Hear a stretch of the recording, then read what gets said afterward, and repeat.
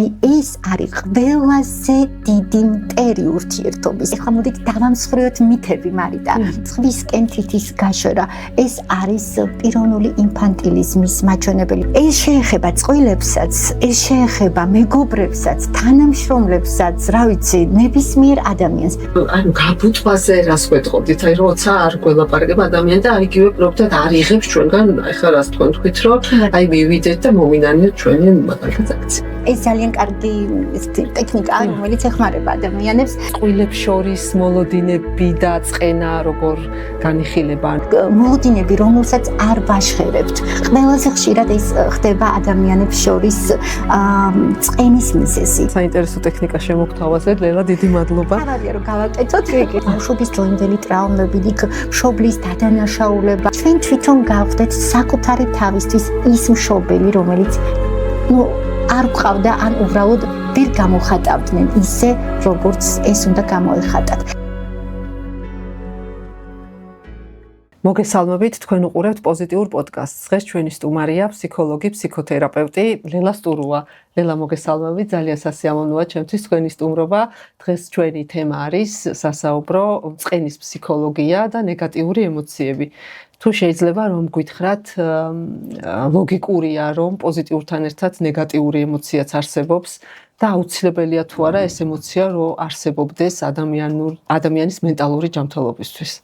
მოგესალმებით, მარიტა, ძალიან დიდი მადლობა მოწვევისთვის. თემა ნამდვილად საინტერესოა და ვფიქრობ ჩვენი მსმენელისთვის, თითოეული ჩვენი მსმენელისთვის აქტუალური იქნება, იმიტომ რომ არ არსებობს ადამიანი, რომელსაც ეგრეთ წოდებული, როგორც ვეძახით, ნეგატიური ემოციები არ გამოუცდია.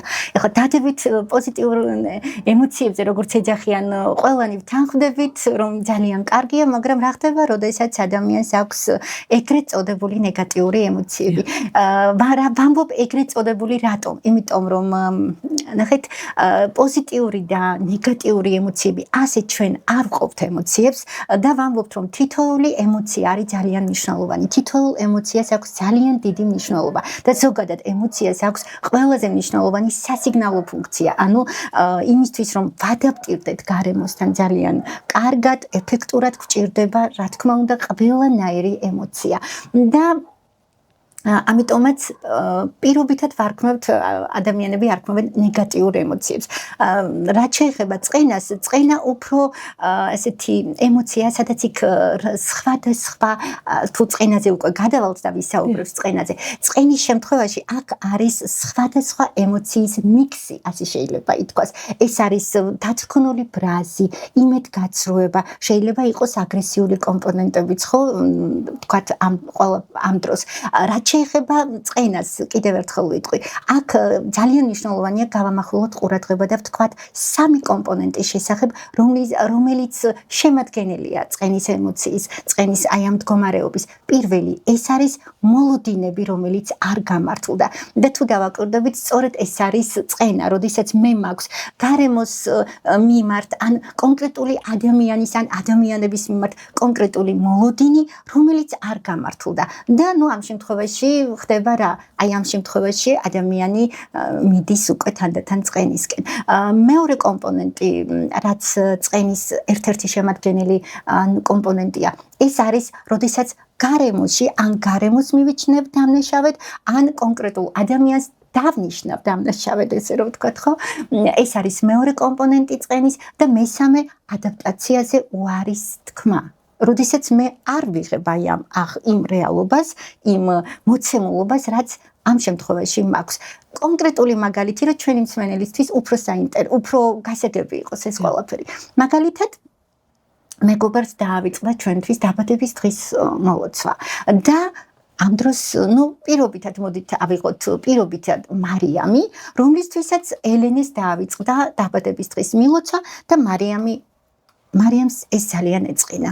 რაში გამოიხატება ეს ყველაფერი? რა თქმა უნდა, მას აქვს შემაწუხებელი შინაგანი დამოკიდებულება და როდესაც ნახეთ, ყველაზე მნიშვნელოვანი რა არის? წყენას იწვევს არა კონკრეტული ფაქტი, რაც ხდება ჩვენს გარეთ, ჩვენს გარშემო. არამედ ჩვენი ინტერპრეტაცია, ამ ფაქტის ჩვენი ინტერპრეტაცია, ჩვენი აღქმა, თუ როგორ აღვიქვავთ იმას, რაც მოხდა. მოდით დაუბრუნდეთ ელენეს და მარიამს. ელენეს დაავიწყდა მარიამისთვის დაბადების დღის მილოცა და ამ დროს მარიამს ჩაერთო შინაგანი დიალოგი, რომ პირველ რიგში, ნახეთ, გაცრუებული მოლოდინი. საუკეთესო მეგობარს მუდამ უნდა ახსოვდეს ჩემი დაბადების დღე. აი ეს არის ის მოლოდინი, რომელიც ჰქონდა. შემდეგ გარეთ აი ამ ვთქვათ ეგრეთ წოდებული დამნაშავის პოვნა, ხო? ანუ პოვნა რას გულისხმობ? როდესაც ვთქვათ მარიამს აქვს ესეთი დამოკიდებულება, რომ ხო, ანუ არ მომილოცა დაბადების დღე, ეს ნიშნავს იმას და უკვე თავისი ინტერპრეტაცია. ეს ნიშნავს იმას, რომ მე მისთვის არც თუ ისე კარგი მეგობარი ვარ. ესე იგი, მე საერთოდ არ ვარ მისთვის მნიშვნელოვანი ადამიანი და ასე შემდეგ და ასე შემდეგ. ეხლა მესამე კომპონენტი რაში გამოიხატება? ადაპტაციაზე უარის თქმა. მოგვიანებით ურეკავს ელენე, შეიძლება დაინახოს ზარი, მაგრამ არ უპასუხოს. ან SMS-ი მისწერა, არც SMS პასუხობს. ან შეიძლება უპასუხო, ოღონდ ძალიან ცივად და არც ვთქვათ ან შეიძლება სხვადასხვა ვარიანტი შეიძლება იყოს. ანუ აქ ძირითადად ვხედავთ სამივე კომპონენტს, რაც ახასიათებს წყენას. გამომდინარე აქედან კიდევ ერთხელ ვამბობ, ეს არის ესეთი მიქსი ემოციური მდგომარეობების და აუცილებლად უნდა იყოს სამივე კომპონენტი, როგორიც არის აი ეს მოლოდინების გაცრუებული მოლოდინები, დამნაშავე, რომელიც აუცილებლად არის სადღაც გარეთ, ან თვითონ სიტუაცია და ასევე ადაპტაცია, ანუ ახალი რეალობის მიღებაზე უარი, ანუ ადაპტაციაზე უარი.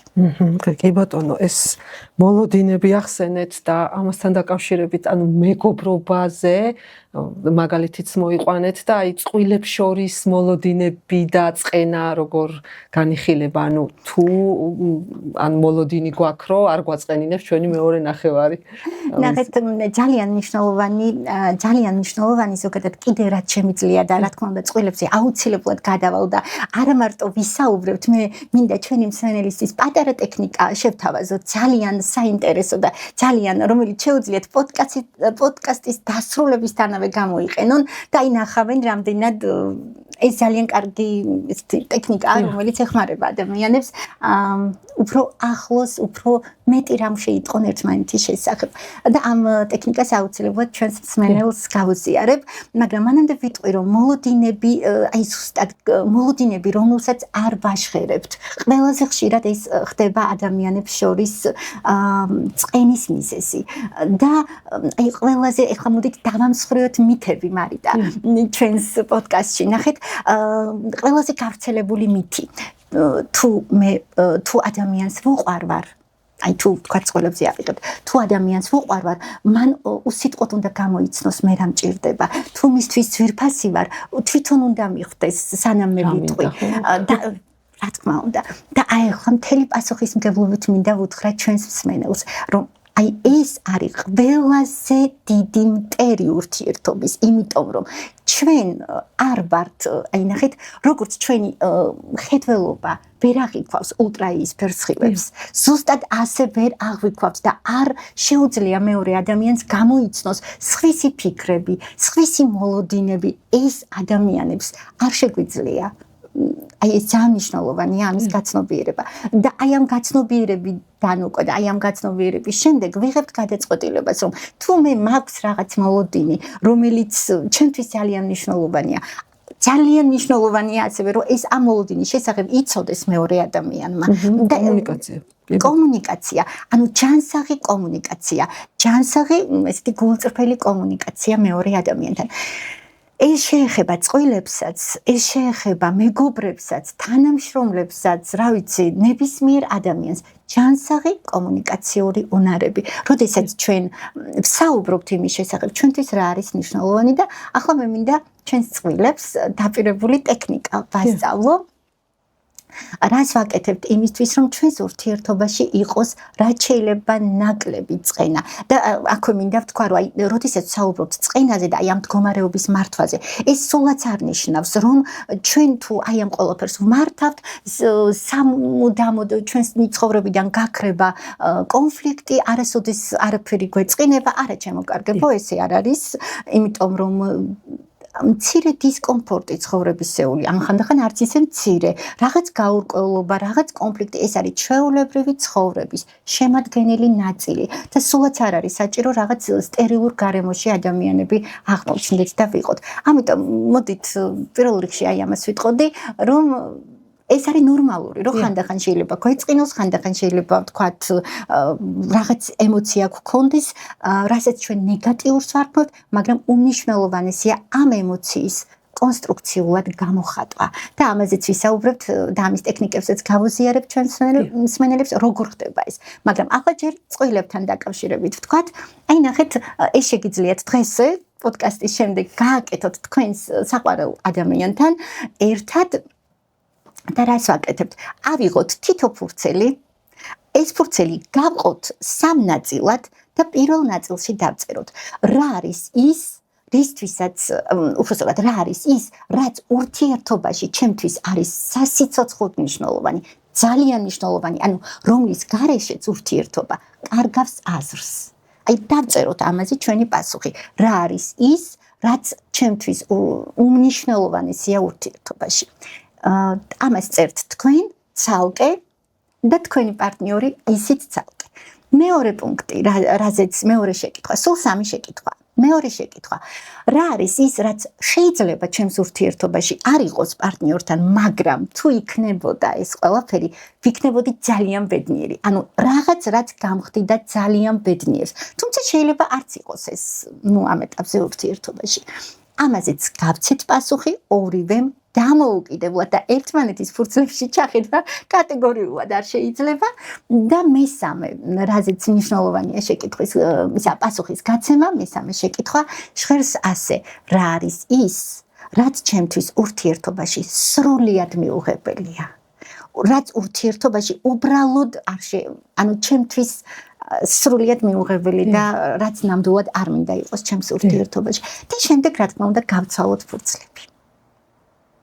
დაემთხვა ერთმანეთს. არა, აქ არ არის სავალდებულო დაემთხოს. უბრალოდ ერთმანეთზე ვიღებთ ძალიან ბევრ ინფორმაციას. და ვიგებთ იმას, რა არის ადამიანისთვის ძალიან მნიშვნელოვანი ურთიერთობაში, რა არის ის, რაც მისთვის არის წითელი დროშები და ამას ეს უბრალოდ უნდა ვეცადო, რომ ადამიანთან ანუ ვიცოდე მის შესახებ ეს ყველაფერი და რა არის ის, რაც გააბედნიერებს. ნახეთ, წყენის გარეშე ურთიერთობა და ძირითადად ჩვენი საუბარი აქეთკენ წავა, რომ აი ძირითადად როგორ მართოთ ეს მდგომარეობა. ეს არ ნიშნავს, რომ პარტნიორის ან მეორე ადამიანის წინაშე თითის წვერებზე ვიაროთ. ეს უბრალოდ ნიშნავს იმას, რომ გავაჟღეროთ ჩვენი მოლოდინები, ისიც გავაცნობიეროთ, რომ ყველა ჩვენი მოლოდინი შეიძლება ვერ დაკმაყოფილდეს და აი გქონდეს ჯანსაღი ისეთი პროდუქტიული კომუნიკაცია მეორე ადამიანთან. ძალიან საინტერესო ტექნიკა შემოგთავაზეთ, ლელა, დიდი მადლობა. თავარია რომ გავაკეთოთ. კი, აუცილებლად მე მგონი მიმართავენ ამ ტექნიკას იმისთვის, რომ ერთმანეთი გავიცნოთ და აღარ იყოს წყენა ურთიერთობაში. თქვენ ახსენეთ გარემოს მივიჩნევთ დამნაშავედო, ეს მეორე პუნქტი იყო ამისი და აი ამ გარემოში რა იგულისხმება? როგორც ვიცი, ჩვენი საზოგადოების დიდი ნაწილი მშობლებს, აბრალებს, ხო? აი ამ რაღაცა წარუმატებლობას თუნდაც და ასე შემდეგ. აი რა შეიძლება ეს გარემოში რომ მოვიაზროთ, აი რატომ? ძალიან ბევრი რამე და ნახეთ, ძალიან კარგი კითხვა და მნიშვნელოვანი და ძალიან კარგი კითხვა იმ მშობლების და შვილების დამოკიდებულება, იმიტომ რომ დღეს უკვე ხელმისაწვდომია, ძალიან ბევრი ლიტერატურა არსებობს ამის შესახებ, ძალიან ბევრი სპეციალისტი საუბრობს იმაზე, რომ აი ვთქვათ, ბავშვობის დროინდელი ტრაუმები, იქ მშობლის დადანაშაულება, ამ ყველაფერში მშობლის დადანაშაულება, ძალიან ხშირად არიან ადამიანები შემოხვედრია, რომლებიც ამბობენ, რომ აი მშობლების ბრალია ის, რომ ვთქვათ, რაღაც ისე არ იყო როგორც უნდა ყოფილიყო. ნახეთ, ამ შემთხვევაში მე ვიტყოდი ასე, რა თქმა უნდა, ასეთი რამ ყველა ადამიანის ცხოვრებაში არსებობს. რა თქმა უნდა, მეტნაკლებობის პრინციპით ხო, ვიღაცასთან უფრო მეტად არის რაღაც ისეთი, რაც ვთქვათ, მის ცხოვრებაში იყო ტრაუმული, მის ბავშვობაში ვიღაცისთვის ნაკლებად, მაგრამ მოდით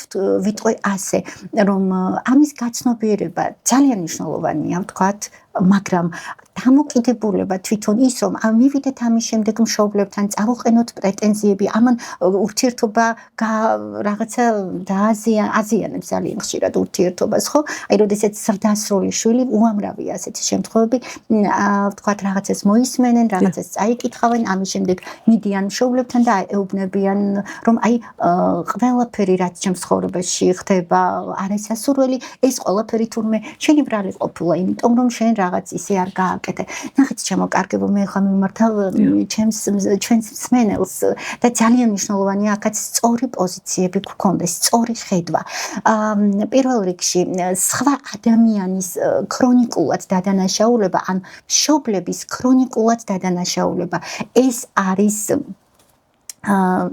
და ზოგადად მშობლების სხვა ადამიანების, ხო, აი, მუდმივად სხვისკენ თითის გაშორა, ეს არის პიროვნული ინფანტილიზმის მაჩვენებელი, თუმცა მე აქ არ ვსაუბრობ რაღაც დიაგნოზებზე, არც ვინმეს მინდა თავი ვაგრძნობინო ცუდად, ჩემი ნებისმიერი გამოსვლა, ეს არის მხარდამჭერი ადამიანების მიმართ და მოდის მხოლოდ თითოეული თქვენგანის მიმართ სიყვარულით. ამიტომ ეს არ ნიშნავს, რომ ვთქვათ, ჩვენი პოდკასტით რაღაცა იარლიკები მივაკეროთ ადამიანებს. უბრალოდ ჩვენ ყველას გვაქვს ხან აი ეს ინფანტილური გამოვლინებები. ამიტომ მნიშვნელოვანია ეს გავაცნობიეროთ და ეხლა გზა როგორ გამოვიდეთ აქედან. უბრალოდ შევცვალოთ ჩვენი შინაგანი დიალოგი და ეს არ ნიშნავს რომ მშობლები გავამართლოთ, თქვათ თუ იქ იყო რაღაც ისეთი რაც მართლა თქვენთვის სტრესული იყო. ეს არ ნიშნავს რომ მშობლები გავამართლოთ და ვთქვათ რომ არაფერი ყოფილა, ყველაფერი კარგადაა და ასე შემდეგ. ეს ნიშნავს იმას, რომ პირველ რიგში გავაცნობიეროთ რომ დიახ, აი ამ კონკრეტული ფაქტით მე ემოციური რაღაცა ზიანი იყო ჩემს ცხოვრებაში და რა თქმა უნდა ასე მოქცევა არ იყო გამართლებული, მაგრამ მშობლებმა მომცეს ის, რისი მოცემაც მათ შეეძლოთ, მომცეს იმ შესაძლებლობებიდან, იმ ცოდნიდან, რაც მაშინ იყო და ძალიან წირი იყო მაშინ ფსიქოლოგიური ცოდნა. მომცეს ის, რაც მომცეს ის, რაც შეეძლოთ, რომ ჩემთვის გაეზიარებინათ. და ახლა, როგორც ზრდასრული ადამიანი, მე ვიღებ პასუხისმგებლობას. აი ხომ უბრალოდ შინაგანი დიალოგის ესეთი შაბლონი მინდა ჩვენს მსმენელს შევთავაზო. მე როგორც ზრდასრული ადამიანი, ვიღებ პასუხისმგებლობას საკუთარი თავის წინაშე, რომ მე მივცე საკუთარ თავს ყველაფერი ის, რაც არ მქონდა ბავშვობაში. მაგალითად, ეხლა თუ ვინმე იტყვის, რომ აი ეს როგორ შეიძლება მივცე ბავშვობაში ძალიან მინდოდა ვთქვათ რაღაცა ესეთი ლამაზი თოჯინა, რომელსაც ვარდისფერი კაბა ეცვა და რაღაცა ვთქვათ, ეხლა რა მინდა ეს თოჯინა, ხო? აბსოლუტურად მესმის ეს ყველაფერი, მაგრამ აი მოდით ეხლა დავფიქრდეთ, რა არის დღესდღეობით ისეთი, რაც თქვენ ძალიან გინდათ, რაც ზუსტად იმ ემოციას მოგიტანთ, რაც ვთქვათ, რასაც თავის დროზე ეს თოჯინა მოგიტანდათ. გავაკეთოთ ეს ყველაფერი საკუთარი თავისთვის. და ვიზრუნოთ საკუთარ თავზე. ანუ ამას ფსიქოლოგიაში ასე ვამბობთ ხშირად, რომ აი ჩვენ თვითონ გავხდეთ საკუთარი თავისთვის ის მშობელი, რომელიც არ გვყავდა, ან უბრალოდ ვერ გამოხატავდნენ ისე, როგორც ეს უნდა გამოეხატათ. ამიტომ მუდმივად წყინაში დარჩენა ეს არ არის ფსიქოლოგიური და შინაგანი ტრანსფორმაციის გზა. ეს არის ჩიხი, რომელშიც შევდივართ და შეიძლება საუდამოდ დავჭერთ. ამიტომ ჩემო კარგებო, ძალიან მნიშვნელოვანია სწორად ამ ყველაფრის გადამუშავება. გადამუშავება არ ნიშნავს იმას, რომ უარყოთ წენა და თქვა თუ არაფერი ყოფილა. კიდევ ერთხელ გავიმეორებ, რომ უფრო გასაგები იყოს ხო ყველა ჩვენი მსმენელისთვის. გადამუშავება ამ ყველაფრის ნიშნავს იმას, რომ ამ ყველაფერს ვაღიარებ, მაგრამ აქ არ ვრჩები. ვაგრძელებ გზას. არ ველოდები იმას, რომ ჩემი მშობელი, რომელიც უკვე საკმაო ასაკს არის მიტანებული და შეიძლება არც ესმის ეს ყველაფერი, არ ცდილობ, რომ მასზე ემოციურად ვიძალადო და ან თავი ვაგრძნობინო ძალიან ცუდად და ვუთხრა, რომ შენ ცუდი მშობელი იყავი და შენ მე რაღაცა სტრესი და ტრაუმები მომაკენე. არა, ამ ყველაფერს ვაცნობიერებთ და ამ ყველაფრიდან ვპოულობთ გზას. თქვენ ემოციები უფრო ახსენეთ და აი საქციელს რომ დავუბრუნდეთ, ალბათ რაღაცა მშობლებმა იმიტომ გააკეთეს საქციელი, რომელიც ეხლა ამ გადმოსახედიდან არ მოგწონს, რომ მაშინ ასეთ თვლიდნენ საჭირო რომ მოვუსმინე ერთხელ ასეთ და ძალიან ჩავჭახო რომ აი ზუსტად თქვი რომ მათ რაც შეეძლოთ ის მოგცეს როგორც ესმოდათ ისე აკეთებდნენ და რა თქმა უნდა ყველა თქვა ეს ნაბიჯი ვერ იქნებოდა კი ბატონო ერთი ესეთი კითხვა მაქვს აი ისეთ საქციელი თუ არსებობს რომელიც არ უნდა ვაპატიოთ ადამიანს ნახეთ, მოდით ახლა ვისაუბროთ პატიებაზე, რადგანაც საუბრობს წენაზე, ნუ პატიება აქ განუყოფელია თემასთან, ხო? მაგრამ პატიება აქაც ახლა შენ მორიგი ნითების მსხრევა და რას ნიშნავს პატიება? ძალიან ბევრ ადამიანს პატიება ცოტა სხვანაირად ესმის, ვიდრე ამის გაგება არის ფსიქოლოგიაში. რას ნიშნავს პატიება? პატიებისთვის საერთოდ არ გჭირდება მარიტა მეორე ადამიანი. და რა არის პატიება? კიდევ ერთხელ, პატიება ეს არ არის, ვთქვათ, მეორე ადამიანის უდანაშაულობის აღიარება. ან არ არის ეს, რომ მე ჩემი თავი დამნაშავედ ცანი და რაღაცა, ან ის რომ არაფერი არ იყო და მოდი ყველაფერი ვაპატიებ. პატიება ეს არის ცალმხრივი აქტი. ან ამას ვაკეთებ არა მეორე ადამიანისთვის, არამედ პირადად ვაკეთებ საკუთარი თავისთვის. ვაკეთებ იმისთვის, რომ მე შევაბიჯო საკუთარ მომავალში აი ამ ტვირთის გარეშე. მოდით ახლა მაგალითი ნახეთ, პატიება არ ნიშნავს, რომ ურთიერთობა ზუსტად იმ წერტილში უნდა დაბრუნდეს, სადაც იყო მანამდე.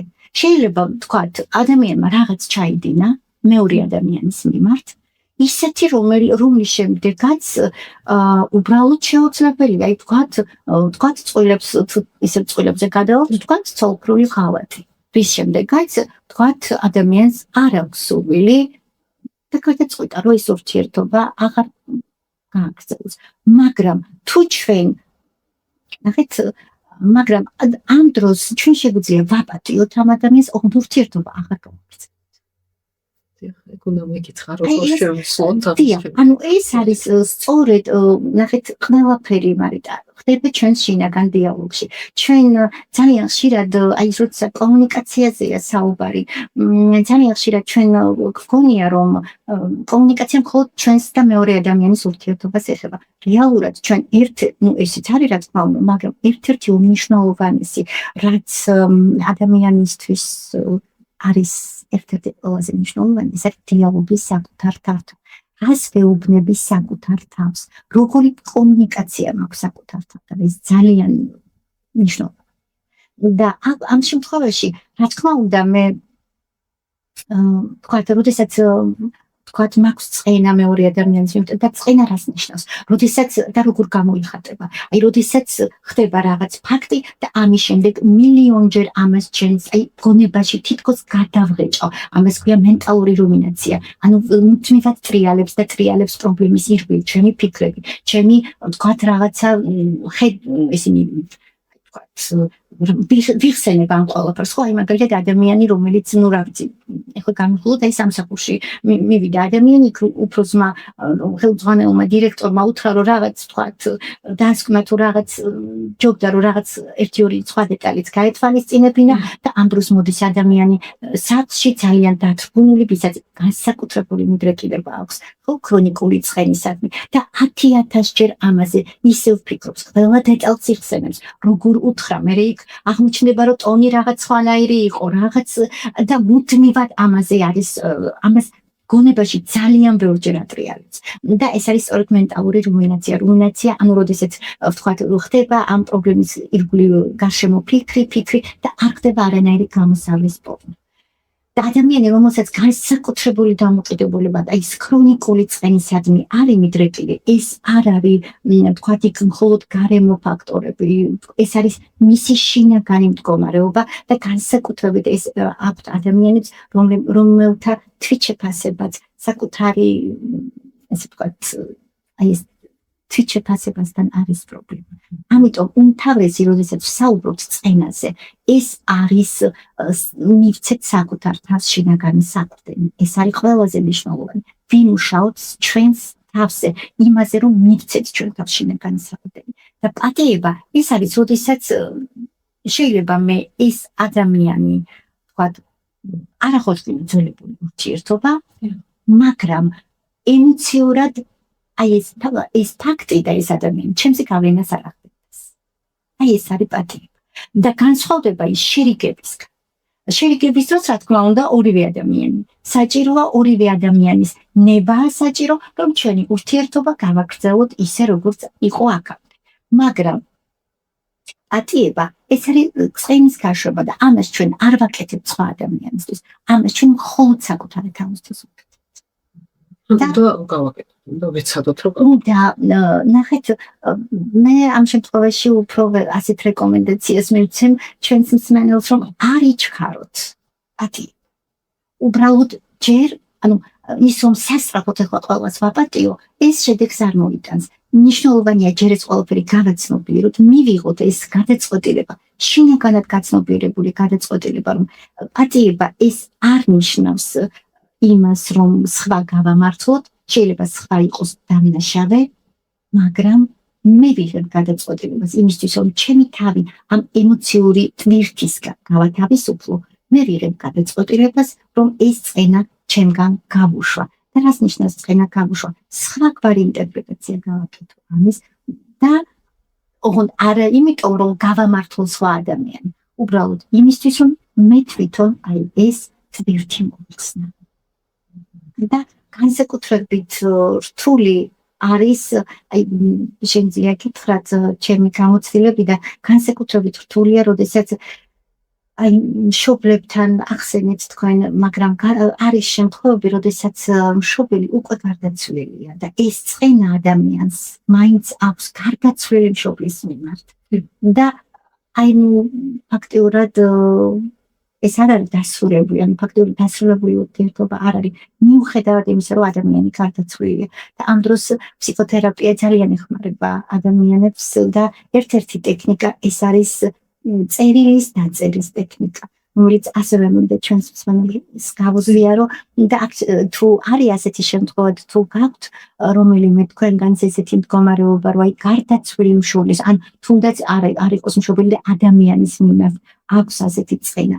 შეგვიძლია ავიღოთ, როდესაც ვიქნებით მშვიდად ჩვენთვის, ანუ რა თქმა უნდა, ეს უნდა იყოს ისეთი გარემო, სადაც ხელს არ შეგვიშლიან და შეგვიძლია მინიმუმ 20 წუთი ნახევარი საათი ამას დავუთმოთ.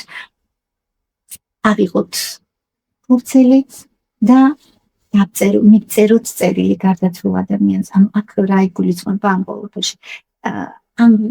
აქ იგულისხმება ის, რომ ყველა ის წენა, ყველა ის ტკივილი, რაც მის მიმართ გვაქვს, გადმოვიტანოთ ფურცელზე და ბოლოს დავასრულოთ აი ამ წენის გაშვებით და პატიებით.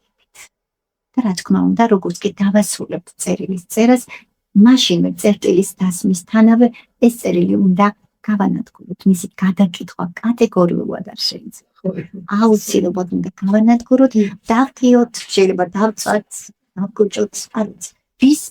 რაც იმ მომენტში მოგვინდება, რომ გავაკეთოთ. მუშაობს ეს ტექნიკა. ძალიან კარგად მუშაობს. ეს ტექნიკა მუშაობს პირველ რიგში იმიტომ და იმ თვალსაზრისით, რომ გვათავისუფლებს, ანუ ჩვენი დაგროვილი ემოციებისგან გვათავისუფლებს. ეს გვჭირდება ჩვენ პირველ რიგში.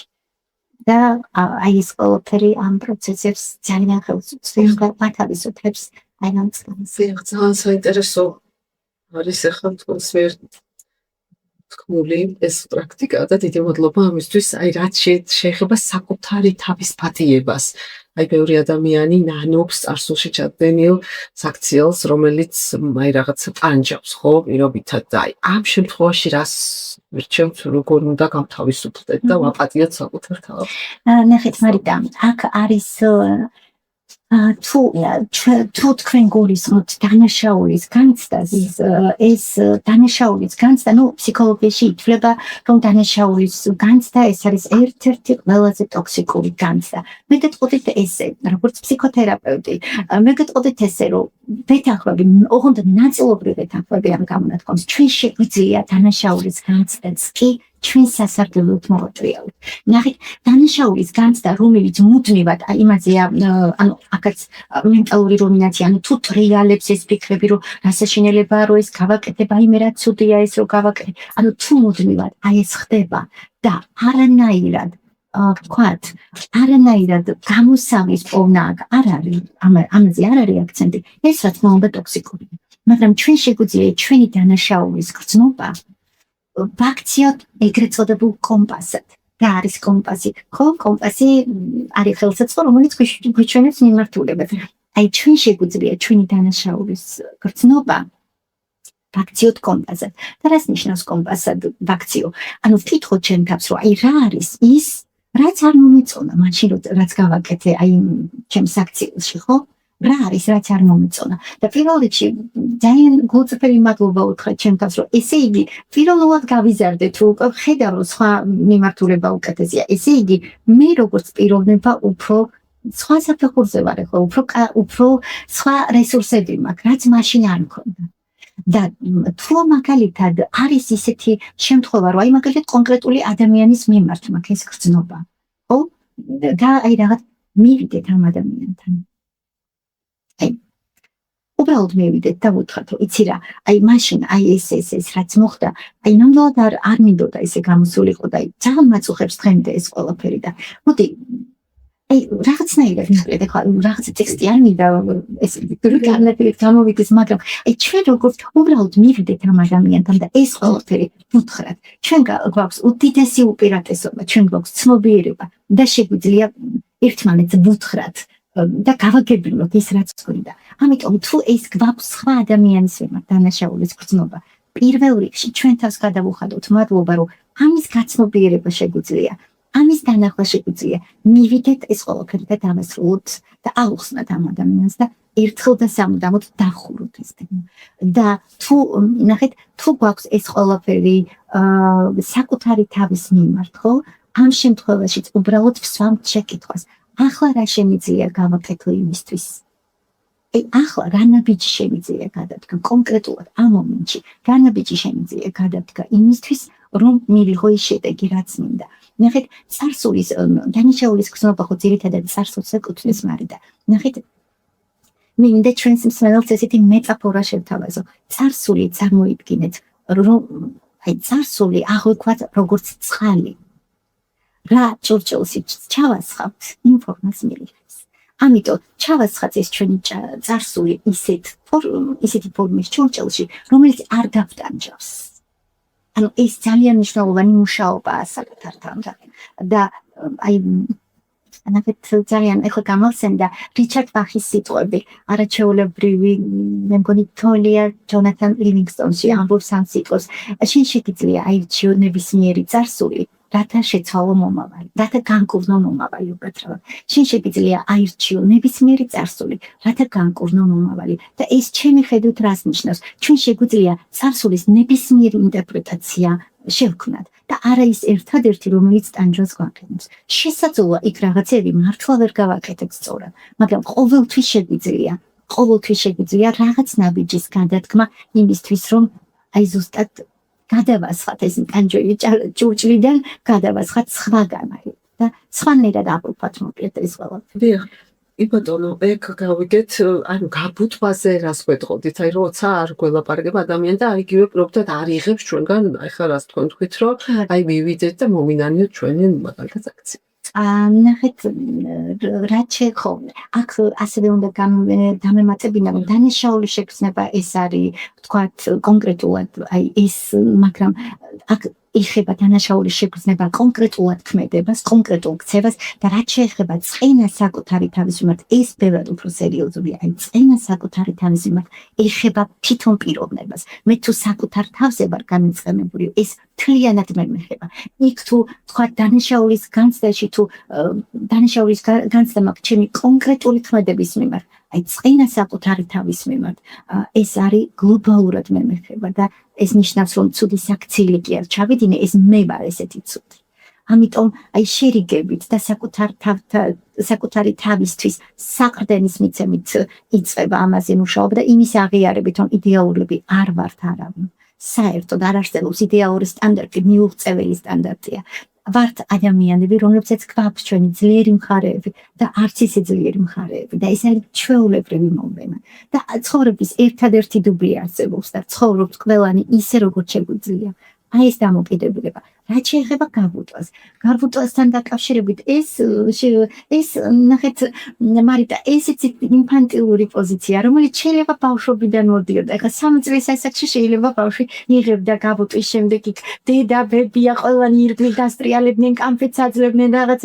თუ ეს ყველაფერი ესეთი ოჯახური გარემო, აი აქ ძალიან მნიშვნელოვანია, ვისთვისაც ეს არის სამყარო სტრატეგია. მოდით დავუსვათ თუ ეს გვაქვს ქცევაში, თავსოთ შეკითხვა ჩვენს ოჯახში, სადაც გავიზარდეთ, იქ გაბუტვა რა ფუნქციას ასრულებდა, რა როლს ასრულებდა და იქნებ გაბახსენდეს ის, რომ ჩვენს ირგვლივ დარბოდნენ თევზებით, ტკბილეულით და რაღაცა და ეხლა 3 წლის ასაკში ეს ყველაფერი კარგია, მაგრამ თუ ეს 33 და 53 წლის ასაკში გრძელდება, მაშინ უბრალოდ ვცვამთ შეკითხვას, რამდენად გვეხმარება ეხლა ეს ყველაფერი და აქაც გაცნობიერების შედეგად ვიღებთ გადაწყვეტილებას მარიდა და ჯადოსნური გასაღები თუ რა ვიცი ჯადოსნური ჯოხი რაც არის ურთიერთობაში და წყენისგან თავის დაღწევაში ეს არ არის რომ აი თქვი კიდეც წერმა რომ არ იჩქაროთ წყენიდან გათავისუფლება ეს რას ნიშნავს განა ის რომ წყენაში დარჩეთ ეს ნიშნავს იმას რომ უბრალოდ კარგად დავფიქრდეთ კარგად გავაცნობიეროთ რა ხდება და რა მიმართულებით უნდა გადავდგეთ ერთი პაწეწინა ნაბიჯი იმიტომ რომ რაც უფრო პატარა ნაბიჯებს ვგავთ და გაცნობიერებულ ნაბიჯებს მით უფრო სტაბილურია ცვლილებები ამიტომ შეიძლება ეს იყოს ბავშვობის სტრატეგია, რომელსაც ასევე ვაცნობიერებთ და ყველაფერი იწყება გაცნობიერებით და მე გეკმავთ რა ნაბიჯები გადავდგათ, როგორ გადავდგათ და რა გავაკეთოთ. ჩვენ გვაქვს აი ეს ჯადოსნური ჯოხი, ეს არის ჩვენი კომუნიკაციური უნარები. ოღონდ აქაც ახლა ცოტა იმომორში რო გადავიდეთ, ესეთი კომუნიკაციური უნარები თუ იქ არის გლანძღვა ადამიანების და მერიწვიან რომ აი პირდაპირ ვიყავი და ხომ მქონდა კომუნიკაცია, არა შემოკარგებო თუ ადამიანს ლანძღავ შეურაცხყოფას საყენებს და ამცირებთ ეს არ ვარგა. ანუ კომუნიკაცია, ანუ მე შეტყობინება, ეს არის კომუნიკაციის ფორმა, მაგრამ და რას გულისხმობს, როდესაც ადამიანი აღნიშნავს ფაქტს, აი როგორ უნდა გქონდეს მეორე ადამიანთან ურთიერთობა, რომ ეს იყოს ჩანსაღი. არა ის რომ შენ საშინელებები გააკეთე, შენ რაღაცა ცუდი ხარ, არა, როდესაც მე ვამბობ აღნიშნავ ფაქტს, მე ჩემს ემოციას ამასთან დაკავშირებით, ანუ მე რა ემოცია მქონდა ამ ყველაფერზე და შემდეგ უკვე რაღაცა ურთიერთმოლაპარაკების, ურთიერთშეთანხმების საფუძველზე რაღაცა ახალი გვინდა რომ შევქმნათ. აი მაგალითად, როდესაც გელოდები და აი რა ვიცი ნახევარი საათი გაგვიანდება არც მირეკავდა არც შეტყობილებდეს მიცემი ამბლო ძალიან ცუდად მოთავსანი რა ვიცი ხელავ რამე ხوار შეკითხა ან რა ვიცი ხო ბევრებით ადამიანს ესეც ამიტომ ძალიან გთხოვ სხვა დროს როცა ესეთი რამე მოხდება გუმიგზავნე ხო SMS-ი ან რა ვიცი როგორ მოვილაპარაკო აი ეს ბევრად მნიშვნელოვანია და ბევრად ესეთი პოზიტიური და რესურსული კომუნიკაცია, ვიდრე ის, რომ შენ უპასუხისმგებლო ადამიანო, საბიკავი ნახევარზე და ასე შემდეგ.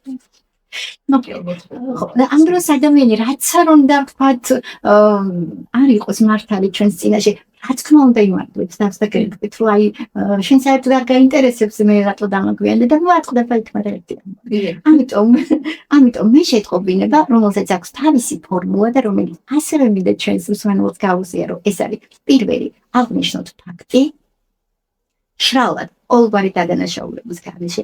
მეორე საფეხური, ეს არის ვამბობთ ჩვენს ემოციაზე, ჩვენს გრძნობაზე, ანუ ჩემში რა გრძნობა გამოიწვია ამ რაღაცა მდგომარეობა და მესამე, ეს არის უკვე კონკრეტულად რა გავაკეთოთ იმისთვის, რომ ვთქვათ მსგავსი სიტუაციაში არ აღმოჩნდეთ სამომავლო. ეს დამოკიდებულება, ამიტომ გაბუთვა ფაქტიურად თავის აქტუალურობას კარგავს მაგდა, როდესაც ჩვენ არ გვაქვს იმის მოლოდინი, ილუზია მე ვიტყოდი, რომ ყველამ გამოვიცნოთ ყველაფერი და უნდა გამოიცნოს ყველაფერი მე რაც მინდა და რაც მინდოდა, როდესაც მე შემიძლია ადამიანს ვუთხრა ამ შესახებ, ჩემს პარტნიორს, ჩემს ახლობელ ადამიანს, უბრალოდ ეს ყველაფერი ვუთხრა. დიახ. ნუ როგორც თუ სწორად გავიგე, წყენაც და გაბუდვაც ერთგვარი манипуляციის საშუალებაა, ხო? ეს არის აი რატო მოგწონს ყოველთვის აი ამ რაღაცა მსხვერპლის როლში ყოფნა ადამიანს? ნახეთ წყენა თვითონ ანუ განსაკუთრებით ადამიანები რომლებსაც ქრონიკული წყენის ამას აუცილებლად შევეხოთ აი ქრონიკული წყენა ეხლა რაღაცა ისეთ რადგან წყენის მომენტი ყოველთვის ქონია შეიძლება ეს გადავამუშავოთ კიდევ მაგრამ არიან ადამიანები რომლებსაც ქრონიკულად წყენის მდგომარეობაში არიან ასეთ ადამიანებთან რა თქმა უნდა ესენი არიან ადამიანები რომლებსაც აი სუსტად ოჯახიდან შეიძლება ბავშვობიდან ეს სხერფის პოზიცია იყო მათთვის ძალიან ანუ ეს არის უკვე მსხვერპლის პოზიცია რატო იმიტომ რომ ეს არის დათრგუნული ბრაზი პლუს ამ ყველაფერს საკუთარი თავის სიმრავლე შეიძლება იყოს რაღაცა აგრესიაც ხო აი ეს ყველაფერი არის ზუსტად კონკრეტულ წენას ახასიათებს და ეს უკვე არის მსხვერპლის პოზიცია და რატომ მოგწონს კიდევ ერთხელ შეიძლება ეს იყოს ზუსტად იმ მოდელთან დაკავშირებული რომელიც ადამიანისთვის ძალიან ახლობელია პლუს ამას ნახეთ კიდე რატომ მოგწონს რა შეიძლება ამის საფუძველი იყოს კიდევ ამას ემატება ის რომ ადამიანი რომელსაც განსაკუთრებით ადამიანები რომლებსაც ქრონიკული წყენის მიდრეკილება აქვს ასეთ ადამიანებს როგორც უკვე ვთქვით აქვთ დაბალი თვითშეფასება და იმ ადამიანებს ვეწოდი რომლებსაც აქვთ და ამოიცნეს საკუთარი თავი რომ აქვთ მიდრეკილება ქრონიკული წყენის მიმართ და რატომ ამბობ არის ჩქაროთ პატიება იმიტომ რომ პატიებამდე მნიშვნელოვანია ჯერ საკუთარი საყრდენი აი საკუთარ თავს მიგცეთ საყრდენი საკუთარი პიროვნება მოვაძლიეროთ და ნელ-ნელა შემდეგ გადავიდეთ და წავიდეთ ამ ნაბიჯებისკენ ამიტომ, როდესაც აქვს ადამიანს დაბალი თვითშეფასება, მას აქვს შინაგანი დიალოგი, რომელიც შეიძლება გაუცნობიერებლად არის, რომ მე არაраობა ვარ, ანუ არა ვარ მნიშვნელოვანი. და როდესაც მუდმივად გავდივარ წყენაში, ამ დროს ცოტა ხნით მეძლება ამოსუნთქვის საშუალება, რომ მე კი არა ვარ ცუდი, აი ეს ადამიანია ცუდი, აი იმ ადამიანმა მაწყენინა, აი ის არის დამნაშავე. და ეს არის ერთგვარი როგორ გითხრა, აი სულის მოთქმის საშუალება, ერთგვარი აი ეს მდგომარეობა, რომელიც ოდნავ შვებას მაწვდის. ამიტომ ხშირად აი ეს ქრონიკული წენა, აი ესეთი მექანიზმია, ქრონიკული წენა, წენისადმი მიდრეკილ ადამიანს. სჭირდება ძალიან სხვა ადამიანები, ვისაც განაცხენდება, ვინც დამნაშავე აღმოჩნდება და დროებით მაინც ის აღმოჩნდება. უფრო ცუდი ვიდრე თვითონ, ну ეს წყალებში. ლელა, მაინტერესებს აი ნეგატიური ემოციების მართვასთან დაკავშირებით კითხვა ესეთი მაქვს, თუ შეიძლება ამ ემოციების მართვა და რა შეიძლება გავაკეთოთ ისეთი, რომ აი ამ ნეგატიურმა ემოციამ არ მოიტანოს უკმაყოფილება. პირველ რიგში კიდევ ერთხელ გავიმეორებ, რომ ნეგატიური ემოცია მხოლოდ პირობითად შეგვიძლია დავარქვათ, ну შეგვიძლია, იმიტომ რომ ნეგატიური არც ერთი ემოცია არ აქვს, ყველა ემოციას აქვს თავისი ფუნქცია და დანიშნულება ჩვენს ცხოვრებაში. ამიტომ მოდით დავარქვათ მაინც უსიამოვნო ემოციები, იმიტომ რომ ანუ სიამოვნებით არირებს ამას, ხო ადამიანი არის მისთვის უსიამოვნო. რაც შეეხება ნეგატიური არ არის, ყველა ემოციას აქვს თავისი ფუნქცია ჩვენს ცხოვრებაში, თავისი სასიგნალო ფუნქცია, რაღაცას გვეუბნებია და როდესაც და ძალიან მნიშვნელოვანია პირველ რიგში ვიტყვი იმას, ანუ ყველანაირი ემოციის გამოხატვა. ოღონდ გამოხატვა კონსტრუქციულად, რა თქმა უნდა, გამოხატვა ისე რომ ამან არ დააზიანოს, არ დაგვაზიანოს არც ჩვენ და არც სხვა ადამიანები. და ემოციის გამოხატვა როდესაც თქვათ ხდება, მოდი ამასაც ვიტყვი, მარიდა რომ რა ხდება, როდესაც ჩვენ ემოციას არ გამოვხატავთ. რა ხდება, როდესაც ჩვენ ვცდილობთ ემოცია ჩავახშოთ, ემოცია არ გამოვხატოთ და საკუთარ თავში დავთხოვოთ, ხო ეს ყველაფერი. გქონია რომ რაღაც პერიოდი გავა რამდენიმე საათი ან რამდენიმე დღე და გქონია რომ მე რა ეს ყველაფერმა გაიარა. სინამდვილეში ეს ძალიან არასასურველი შედეგებია მან შეიძლება მიიყვანოს ადამიანი და რა არის ეს არასასურველი შედეგი ნახეთ როდესაც ემოციის გამოხატვა სწორი ფორმით არ ხდება რა თქმა უნდა ჩვენს რა ხდება ჩვენ ორგანიზმში გამოიყოფა სტრესის ჰორმონები კორტიზოლი ადრენალინი რომელიც თუ ეს მუდმივად დაარბო რაღაცა ქრონიკულად მაქვს აი ეს მიდრეკილება აი ამ როგორაც ჩვენ ვსაუბრობთ მაგალითად წენის მიმართ და მუდმივად მაქვს ეს შინაგანი მდგომარეობა ხო ძალიან ხშირად ანუ მდგომარეობამ შეიძლება გამოიწვიოს სხეულებრივი პრობლემები, ჩივილები, ჯანმრთელობის დონესაც შეიძლება გამოიწვიოს. ასევე შეიძლება ვთქვათ ამ ყველაფრიდან ადამიანი წავიდეს ფოთვითი მდგომარეობისკენ, დეპრესიებისკენ. ამიტომ უმნიშვნელოვანესია სწორი გაცნობიერება იმის, რომ ყველა ემოცია უნდა გამოვხატოთ. მართვა იწყება პირველ რიგში გაცნობიერებით. ამიტომ ნახეთ, ნებისმიერი ემოციის მართვა და ჩვენ ვერანაირ ემოციას ვერ ვმართავთ, სანამ არ მოვახდენთ ჯერ მის ამ ემოციის სახელდებას. ამ ემოციას არ დავარქმევთ სახელს. ხო, საიდან იწყება ეს ყველაფერი, ხო? ძალიან პატარა ასაკი. ძალიან პატარა, აი ბავშვობიდან ძალიან დიდი ფუნქცია აქვს აქ ზუსტად მშობელს, რომ ბავშვს ასწავლოს ემოციის მართვა. აი მაგეთ პირველ რიგში ემოციის სახელდება. და რა ხდება, როდესაც ბავშვი ძალიან პატარაა, როდესაც ბავშვი ძალიან პატარაა, რა თქმა უნდა მისთვის არსებობს მხოლოდ ორი რამ, კარგი და ცუდი. ან ძალიან კარგად გრძნობს თავს, ან ცუდად, მან არ იცის კონკრეტულად, რომელ ემოციას რა ქვია. ხო, ამ შემთხვევაში დედას აქვს ძალიან დიდი მნიშვნელობა. დედის ფუნქცია არის ძალიან მნიშვნელოვანი, რომ ის უსახელებს ემოციას, რომ მისმის რომ ძალიან გაბრაზდი, მისმის რომ ძალიან ტიწყინა. აი ამას თავიდანვე ვეუბნებით ბავშვს და ვაჩვენებთ იმას, რომ აი ამ მდგომარეობას რაღაც სახელი ქვია. ამას ბრაზი ქვია, ამას შიში ქვია, ამას წყენა ქვია. ამ ყველაფერს ვაჩვენებთ. ყველანაირ ემოციას ვიღებთ. სწორედ ეს არის საფუძველი ემოციური ინტელექტის. და რა არის ემოციური ინტელექტი? ის არის, როდესაც მე ესმის ჩემი ემოცია და შემიძლია გავიგოს სხვისი ემოცია. თუ მე არ მისმის საკუთარი ემოცია, ვერც ხვის ემოციას გავიგე. ამიტომ ამაზე ზრუნვა იწყება ძალიან პატარა ასაკიდან, როდესაც მშობელი უხმოვანებს ბავშვს ემოციას, სახელდებას ახდენს. ეხლა ნახდება ზრდასრულ ცხოვრებაში, ხანდახან ადამიანს ზრდასრულ ცხოვრებაშიც გვიჭირს კონკრეტულად დავარქვათ სახელი ჩვენ ემოციას. ამიტომ, როდესაც საუბრობ ემოციის მართვაზე, ემოციის მართვა იწყება ემოციის სახელდებით, ან ემოციისთვის სახელის დათვალით. რა არის ახლა ის, რასაც მე ვგრძნობ, რა ემოციაა ახლა ის, რასაც მე ვგრძნობ და ვარქმევთ სახელს და ნახეთ მარიდა, საკმარისია ემოციას დავარქვათ სახელი, უკვე ის იწყებს ნელ-ნელა თავის ინტენსიობის, ან მისი ინტენსიობა მცირდება. და ძალიან მნიშვნელოვანია ვიცოდეთ ისიც და ვუთხრათ ჩვენ მსმენელს ისიც, რომ როდესაც ჩვენ გვერდიდან ვაკვირდებით და როდესაც ვეკითხებით ჩვენ თავს, რომ ახლა რას განვიცდი, ეს რას ნიშნავს, რომ მე უკვე გვერდიდან ვაკვირდები საკუთარ თავს და ვცდილობ ჩემი ემოციის სახელდებას. იმას რომ დავარქვა სახელი. ამ დროს უკვე ნეგატიური ემოცია, ეგრეთ წოდებული, რასაც ვარქმევ და ის უსიამოვნო ემოციები მცირდება თავისი ინტენსივობით. და აი მაგალითად აღმოვაჩინე და ვუპასუხე, რომ აი ახლა მე ვგრძნობ იმას, რომ გაბრაზებულება. შემდეგ შეგვიძლია ვკითხოთ ჩვენთანაც, რომ აი კიდე არის ბრაზთან ერთად რამე, თუ მხოლოდ ბრაზია. აი ეს დიალოგი ძალიან კარგად შეის იმას, რომ თქვათ ემოცია მისი ინტენსიობა შევამოწმოთ.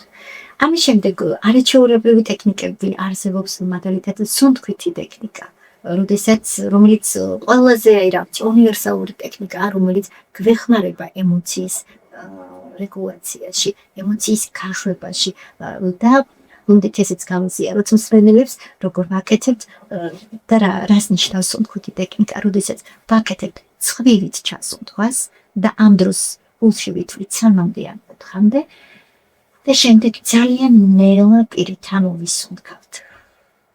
და ამ დროს ვითვლით 8-მდე ან 10-მდე. ამ სუნთქვა უნდა იყოს უფრო ხანგრძლივი, ვიდრე იყო ჩასუნთქვა. ასევე მნიშვნელოვანი დეტალი, რაც სუნთქვითი ტექნიკის გაკეთების დროს უნდა გავითვალისწინოთ,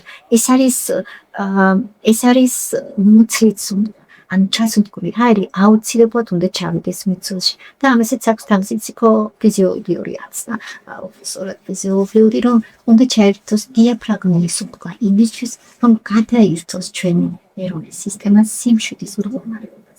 საკმარისია 1-2-ჯერ, ან თუნდაც 3-ჯერ აი ეს ნელი აუჩქარებელი ჩასუნთქვა.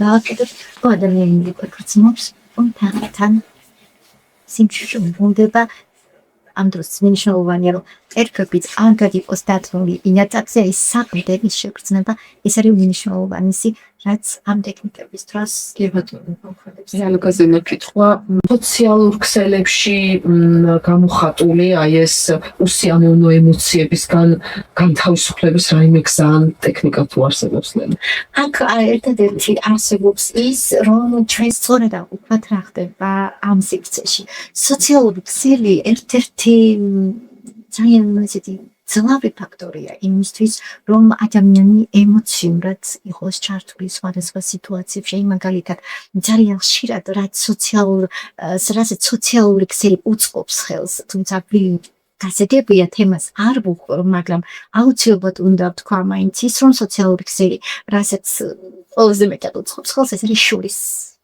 ის გაგუება იმიტომ რომ ის ალგორითმი რითაც არის ეს ყველაფერი შედგენილი როგორ არის რომ თქვა თუ სულ ხედავთ სხვა ადამიანის წარმატებებს სხვა ადამიანის რაღაცა ანუ ესეა თვითონ ეს ყველაფერი მოწყობილი და ძალიან ხშირად ადამიანს შეიძლება ჰქონდეს აი შურის განცდა რომ თქვა აი ყველას რაღაცა წარმატებები და რაღაცა მე მგონი ვერ შევდექი როგორც ადამიანი და ამას ვამბობთ რომ აი თუმცა რეალურად ეს ასე არ არის. უბრალოდ ძალიან ხშირად ხდება ასეთი რამ, რომ აი მაგალითად აღუებს სოციალური ქსელი სხვადასხვა და აი ამ ემოციის მოკლედ ახდეთ ამის პროვოცირებას. შურის ემოციის, ასევე წყენის ემოციის, აი მაგალითად წყენას როგორ. ჩვენ შეგვიძლია ვთქვათ რაღაცა მიმოწერა, რომელიც არ წავშალე 230 ჯერ გადამიკითხო და თავიდან გამოვიწვიო ეს ყველაფერი და თავიდან გავუბრაზდე თითქოს ამ ყველაფერზე თავიდან ეს წყენის ემოცია წარმოვიყო ანუ ნახეთ სოციალური ქსელები და ეხლა რა შეიძლება იქ კიდე კომენტარები, ნეგატიური კომენტარები, ასე შემდეგ. აქ ვერ ვიტყვი რომ ზოგადად ბრძოლა არ არის არასდროს სწორედ ამასამართი. და ჩავერთოთ არ აქ ყველაზე მნიშვნელოვანი რაზეც უკვე ვისაუბრეთ წყენის თვალსაზრისით ეს არის სწორი აღქმა რომ რა თქმა უნდა ნახეთ თავარი მიზანი რა არის და წყენისთან დაკავშირებით ვიდით ჩვენ თემას რომ დავუძინოთ და ზოგადად ემოციებთან დაკავშირებით ამას მე ხანდა ზოგადად ვიხო და ვიტყვი როგორც თლიანად ჩვენ უსიამოვნო ემოციებთან დაკავშირებით რა არის თავარი ქსავნილი ჩემი დღეს რაც მინდა თქვა ეს არის არა ის რომ ჩვენ არასდროს არ გვეწყინება არასდროს არ გავუბრაზდებით ეს არ არსებობს ასეთი რამე ჩვენ არ ცხოვრობთ რაღაც ლაბორატორიულ დიახ კოლბაში სინჯარაში რა ვიცი რომ აი ესე რაღაცა სტელეურად ვიცხოვროთ არა ეს ყველაფერი იქნება უბრალოდ როდესაც მართვაზეა ლაპარაკი ეს რას ნიშნავს? ეს ნიშნავს ჩემს როგორც ადამიანის გაცნობიერებულ პოზიციას. ეს ნიშნავს ჩემს გაცნობიერებულ არჩევანს, რომ მე შემიძლია გავაკეთო არჩევანი, რომ მთელი ცხოვრების განმავლობაში მაგალითად ამ წყენას ვატრიალებდე ჩემ გონებაში, ამაზე მუდმივად მქონდეს იგივე რეაქცია და ამას ვუთმობდე ჩემი ცხოვრების ჩემს ცხოვრებაში ძალიან დიდ დროს, თუ ავირჩიო, რომ ვიყო ჩემი ცხოვრების მესაჯი. მე ვიყო აი ამ რაღაცა ხომალდის მოდით ესე მეტაფორულად ვიტყვი ხომალდის კაპიტანი მე ვიყო თუ ჩემი რომელიმე კონკრეტული ემოცია აი ეს ემოციები იქნებიან გზავრები და აი საჭესთან მინდა ვიყო მე და მე გავაკეთო არჩევანი თქვათ რას ვაკეთებ როგორ ვაკეთებ რა ნაბიჯებს დგამ და რა არის ჩემთვის მნიშვნელოვანი და ჩემთვის სასარგებლო რა თქმა უნდა ამიტომ წყენაზე უარის თქმა ეს უნდა იყოს ადამიანის გაცნობიერებული არჩევანი იმიტომაც ვამბობ რომ ეს არ იჩქაროთ ჯერ გააძლიერეთ საკუთარი თავი ჯერ კარგად ესაუბრეთ საკუთარ თავს მიმართავეხოთ ჩვენს ისმენელს და სწორედ ამის შემდეგ გაცნობიერებული არჩევანით მივდივართ და ვთქვამთ იმ ნაბიჯს რასაც ვთქვამთ ეს არ ნიშნავს რომ ისევ არ დავბრუნდებით თქვათ იმავე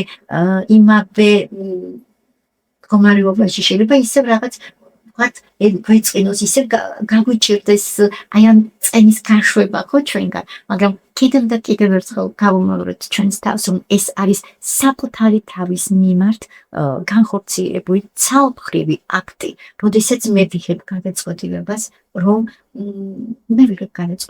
რომ ჩემი ცხოვრება მიგუძნოდეს მე და სხვა ადამიანები არ ქმნიდნენ ჩემს ემოციებს და აი ეს ცივი მარიკოს რაღაც სიტუაციებში როგორც 10 წლის წინ დამთავრდა ან თუნდაც 5 წლის წინ დამთავრდა ამიტომ დამოკიდებულება ვთქვათ, თუნდაც სოციალური ქსელში რაც ხდება, იქ აბსოლუტური ნორმაა, რომ იქ იქნება ძალიან ბევრი რეაქცია, იქნება აბსოლუტურად განსხვავებული პოზიცია. ანუ მე ვირჩევ ჩემს რეაქციას. ანუ კიდევ რომ ესე ვთქვათ, შევაჯამოთ ნეგატიური ემოციის მართვის მთავარი მექანიზმი ეს არის სახელადაგმება მათთვის, ანუ სახელდება, ემოციის სახელდება და აქედან იწყება ემოციის მართვა. როდესაც და ეს არის ზუსტად ემოციური ინტელექტი, როდესაც შეგვიძლია, როდესაც მე შემიძლია, იქ ყველაზე მარტივი განმარტება ემოციური ინტელექტის, როდესაც მე შემიძლია საკუთარი ემოციის გაგება, კიდე გამომდინარე აქედან მე შემიძლია გავიგო სხვა ადამიანის ემოცია. ამას ძალიან პატარა ასაკიდან ვიწყებს და ნებისმიერ ასაკში არასდროს არ იგვიან ის რომ თქვათ ვიმუშაოთ ჩვენ თავზე, გავაცნობიოთ ჩვენი ემოცია და რა თქმა უნდა აი ამის შემდეგ უკვე აქედან გამომდინარე მე ვირჩევ რეაქციას და არა ის რომ სიტუაცია თვითონ მახოს თავს რაღაცა კონკრეტულ ქმედებას. ანუ აი ეს სივრცე იმპულს და მოქმედებას შორის. აი ეს არის ძალიან მნიშვნელოვანი აი ამ ყველაფრის მართვისთვის. ამიტომ პირველ რიგში ვაცნობიერებ ემოციას, უბრალოდ სახელდებას ვაკეთებ ემოციის და შემდეგ ვირჩევ იმ რეაქციას, რაც კონკრეტულად მინდა რომ განვახორციელო. აი მაგალითად, როდესაც არის აი ძალიან მნიშვნელოვანია მაგალითად ბრაზი. ხო, ემოცია და როგორ ვმართოთ, ხშირად არის რომ აი ბრაზი როგორ ვმართოთ, როდესაც ძალიან გაბრაზებულები ვართ. აქაც პირველ რიგში ვარქონთ სახელს და ყოველთვის ეს რეკომენდაციას ვაძლევთ ფსიქოთერაპევტები, რომ ბრაზი ეს არის ემოცია, რომელზეც უნდა ვისაუბროთ, ანუ ვერბალური გამოხატვა ბრაზის არის ძალიან მნიშვნელოვანი და ვსაუბრობთ იმაზე. ანუ ეს არ ნიშნავს იმას, რომ ვთქვათ ჩავახშოთ ემოცია, არა, ვსაუბრობთ კონკრეტული ტონით, კონკრეტული ფრაზებით, ოღონდ რა თქმა უნდა ვერიდებით და ანუ შეურაცხყოფა და ამცირება ეს არ არის ფორმატი, რომელიც გვეხმარება ემოციის მართვაში. მაგრამ იმის თქმა, რომ მე ახლა ძალიან გაბრაზებული ვარ, იმიტომ რომ და აი ამ ყველაფრის გამოხატვა, ეს არის აბსოლუტურად წყლის დალევა თუ შველის. ძალიან კარგად ჩვენის წყლის დალევა შველის, სუნთქვის თუნდაც 1-2 ღრმად ჩასუნთქვა და ამოსუნთქვა შველის. ასევე ძალიან კარგად შველის საყრდენთან კონტაქტი, სადაც ვსივართ, აი შეგვიძლია მივეყრდნოთ საზურგეს და ვიგრძნოთ აი ეს ბაზა დაცულობა, ასევე ტერფები ძალიან მნიშვნელოვანი, ეს კლასიკა ხო ვთქვარი, სხეულზე ორიენტირებული ტექნიკების, რომ აი ტერფებს ვდგამთ იატაკზე და ვაფიქსირებთ აი ამას და ვგრძნობთ საყრდენს და აი ამ საყრდენიდან გამომდინარე აი მოდის შინაგანი სიმშვიდის და სტაბილურობის განცდა. ასევე ძალიან ერთ-ერთი ძალიან კარგი ტექნიკა, რაც ასევე მინდა ჩვენს მაყურებელს და მსმენელს გავუსია, რომ ეს არის საყვარელი ადგილის ეს იდეალური ეს კლასიკა, მოკლედ ერთ-ერთი კლასიკური ტექნიკა, როდესაც და შეგვიძლია ეს გავაკეთოთ ნებისმიერ დროს, ნებისმიერი თქვათ სურვილის შემთხვევაში უბრალოდ დავჯდეთ კომფორტულად, შვიდად, ტერფები იატაკზე დავდგათ მყარად, დავხუჭოთ თვალები, 1-2 ღრმად ჩავისუნთქოთ ნელაპირით, ამოვისუნთქოთ და შემდეგ უბრალოდ წარმოვიდგინოთ თავი საყვარელ ადგილას. ადგილი, რომელიც შეიძლება ითქვას ჩვენი საყვარელი ადგილი, ან ადგილი, სადაც ყველაზე მშვიდად დაცულად გრძნობთ თავს და სულ რამოდენიმე 1-2 წუთის მანძილზე აი ამ ადგილას დავრჩეთ. თუ ვინმეს აქვს საყვარელი ადგილი, რა თქმა უნდა გააკეთებს ამ ადგილზე. თუ მაგალითად მოვიდა ესეთი პასუხი, რომ აი რა ვიცი, არ მაქვს ესეთი ადგილი, შეგიძლიათ თამამად წარმოიდგინოთ, შექმნათ თქვენთვის აი ასეთი ადგილი და სულ რამოდენიმე წუთით დაყოვნდეთ ამ ადგილას. ოღონდ ეს ადგილი აუცილებლად უნდა იყოს უსაფრთხო და უნდა გრძნობდეთ თავს კომფორტულად და მშვიდად ამ ადგილას. შემდეგ რა თქმა უნდა 2-3 წუთის შემდეგ უნდა დაბრუნდეთ იმ ოთახში, სადაც ხართ თქვენ სივრცეში, აზრობრივად დაბრუნდეთ რა თქმა უნდა და ნელა გაათვლით თვალები და გააგრძელოთ თქვენი ყოველდღიური საქმიანობა. აი ძალიან კარგად არესურსებს ეს ტექნიკა ფსიქიკას, ეს სიმყარეს, სიმშვიდეს გვრის ადამიანს და ძალიან ეს ერთ-ერთი ძალიან კარგი და ეფექტური ტექნიკაა. ასევე ისე რომ წყენას დაუბრუნდეთ, იმიტომ რომ ჩვენი ცენტრალური თემა დღეს წყენაზე საუბარი იყო, მე მინდა კიდევ ერთი ტექნიკით მე მგონი ძალიან ფიქრობ არ გადავყარი ხო მაყურებელი ტექნიკები, მაგრამ მინდა რომ ეს ყველაფერი მხოლოდ საუბრით არ შემოვიფარგლოთ და დარჩეს ჩვენს მაყურებელს აი სამუშაო მერე რომ დასრულდება ჩვენი პოდკასტი. თქვას რომ მოდი ახლა ავიღებ ფურცელს და კალამს და გავაკეთებ აბა რაზე ისაუბრეს დღეს აბა ყველამ ეს ყველაფერი აი მოირგოს საკუთარ თავზე ხო რომ რეალური შედეგი და რეალური ცვლილებები შეიტანოთ.